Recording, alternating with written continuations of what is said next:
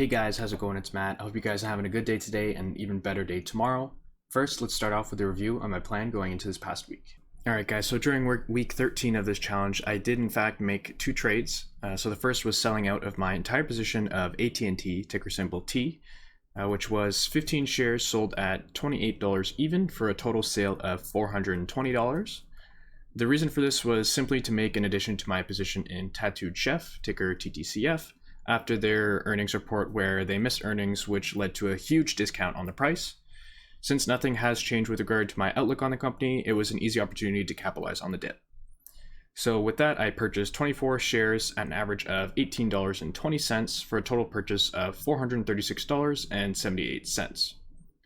And in total, this brings my Tattooed Chef portfolio position to 53 shares at an average of $18.79 for a total cost of $996.11. And quickly, before moving on to my summary of week 13 of this challenge, I did want to add a quick new segment to this video where I briefly cover some other stats that I'm keeping track of on this journey. And the first one I'll be covering in this video is how my fees are calculated. So now that I have a decent number of transactions made in the account, we can compare the fees here in Questrade to what Canadians would normally be using, which is Wealthsimple.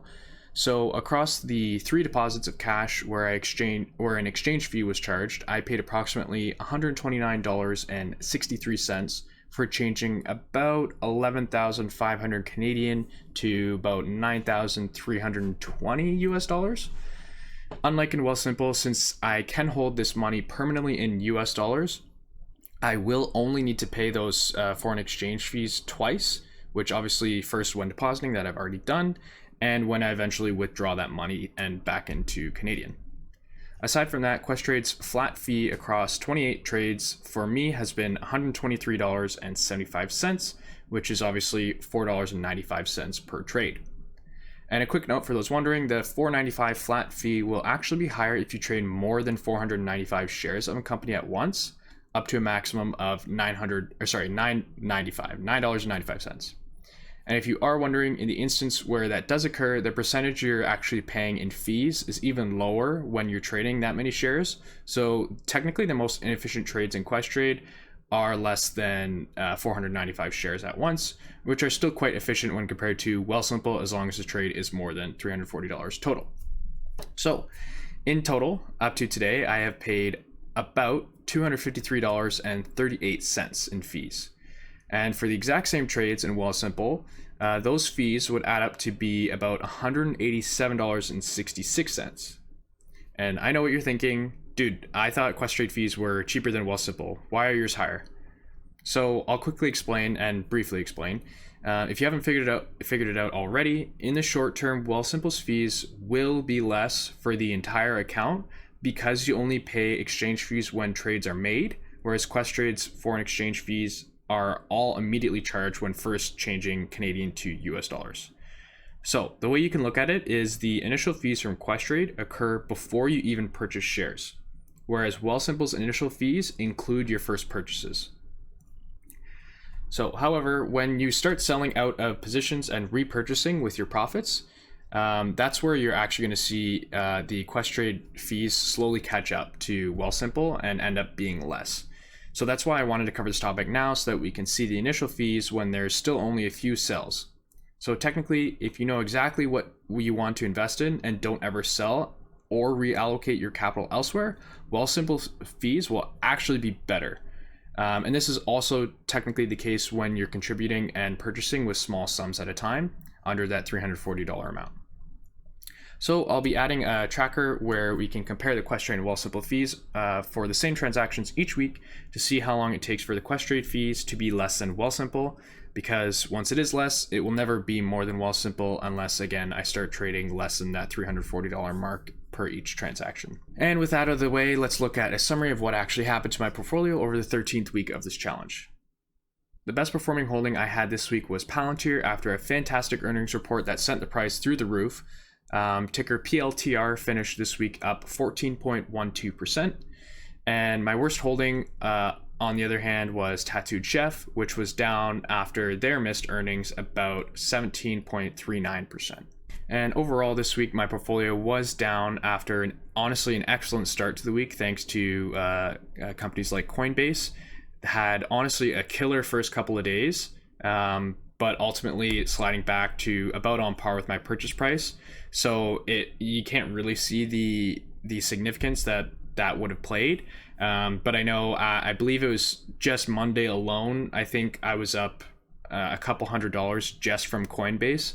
So it was really starting to turn the corner. But obviously, it's obviously still volatile holding, and it's back on par. So we'll see how that continues to play out. But again, in total, I was down this week about $45, or roughly 0.5% or 0.48%.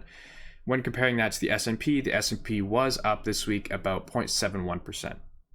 So again, another week where the S&P is performing significantly better than my portfolio. But I must say this week was inevitably going to be quite volatile, with several earnings reports and more crypto news. So there was a lot going on, a lot of up and down, and surprisingly, this is kind of the one result I wasn't really expecting. I was expecting this week to either be really good or really bad, and only being down about $45 is, honestly, I'll take it. It's not that bad. Again, it could have been a huge week of profits, but sometimes we don't quite hit our targets and we don't get what we expect. And moving on to overall portfolio performance, the best performer up to date is DraftKings, up 23.56%. In terms of my worst performer, it still was Skills, ticker SKLZ.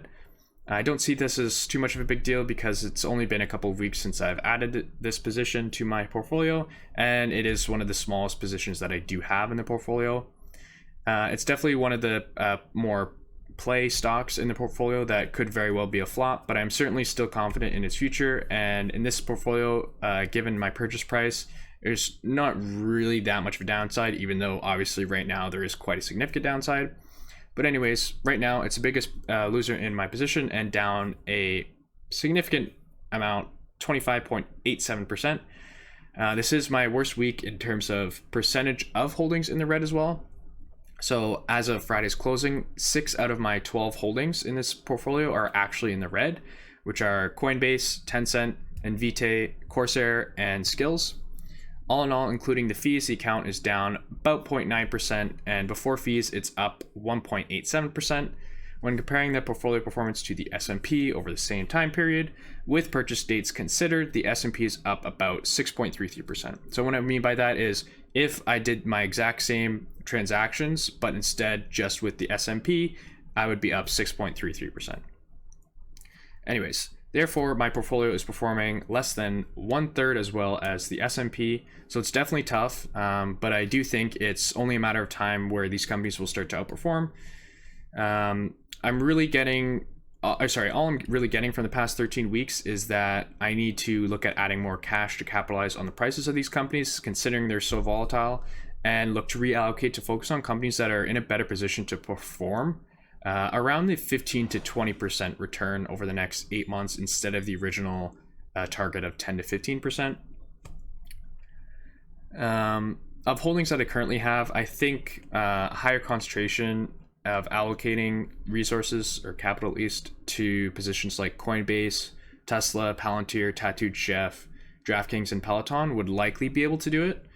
Obviously, that does leave some positions that would need cutting, but I don't want to sell out of the other positions at a loss. So it'll be an interesting decision that I'll have to make, whether to lower my average cost on my current losers or just look to cut my losses and stick with what's working.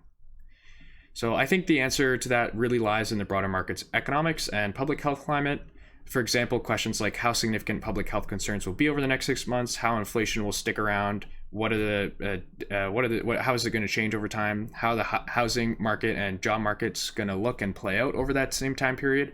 I think that's where a lot of these answers will lie, and I'll have to make changes accordingly. I know this is already a bit of a lengthy video, so I'll quickly move on to week 14 of this challenge. I have submitted a contribution request. I believe it's for $1,000 if my memory serves me correctly.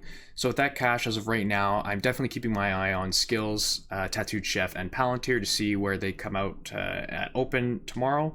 There are still some companies I would like to invest in that aren't already in this portfolio, but I am having trouble deciding if they are appropriate for this account's challenge, or if I should just look at adding them to my private portfolios. And that's it for today, guys. I hope you guys enjoyed the video. Please let me know what you think in the comments down below. I'll be uploading updates every week to summarize the past week and point out some ideas for the upcoming week of this challenge to 500,000. Thanks again for watching, guys.